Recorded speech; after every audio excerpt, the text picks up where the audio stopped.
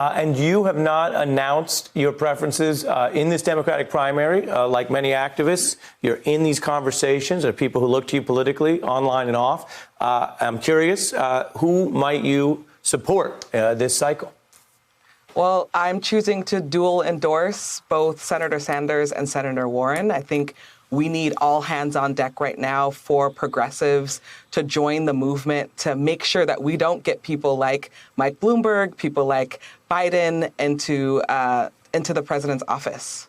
Interesting. And those are two individuals that on the campaign trail we hear from some voters like both of them. They're certainly both liberal economic leaders. Would you like them on a ticket together? And who would you like on the top of that ticket?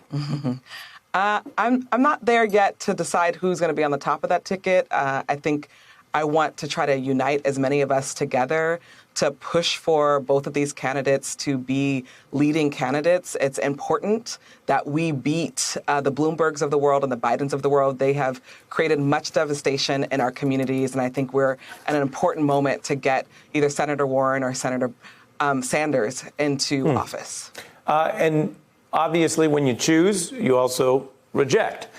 You're rejecting, for example, former Vice President Biden, who has argued a lot that he should get some sort of credit for being Barack Obama's vice president.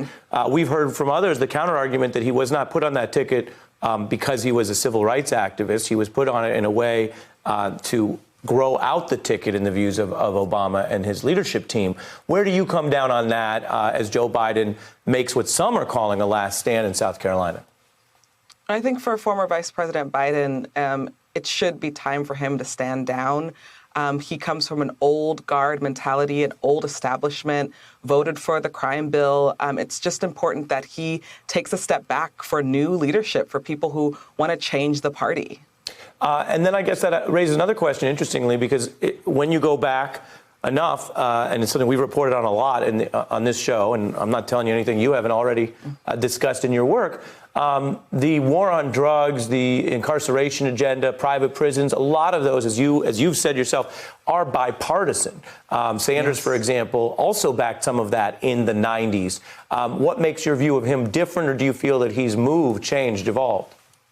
I think he's evolved completely. For example, he came to Los Angeles to fight alongside of us with Justice LA and Reform LA jails, the work that we've been doing to challenge the $3.5 billion jail plan here, the work to get yes on our ballot this March 3rd. So he has transitioned, he has moved, and he has really decided that he's going to stand on the right side of history.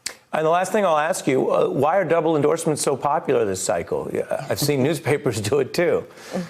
I think it's important because we're recognizing that there's a short-term goal and there's a long-term goal. And given 45 and his administration and what he's done to our country, it's time that we try to unite as much as possible around not just one candidate, but around values and how we understand where this country is moving forward. We have another story in the rundown that we are going to get to, so I want to give a special thanks, given the work you're doing and learning where your endorsements are headed. Black Lives Matter co-founder Patrisse Cullors, thank you. Thank you. Hey, I'm Ari Melber from MSNBC. You can see more of our videos right here, or better yet, subscribe to our YouTube channel below. You could have been anywhere in the world, but you're here with us, and we appreciate that.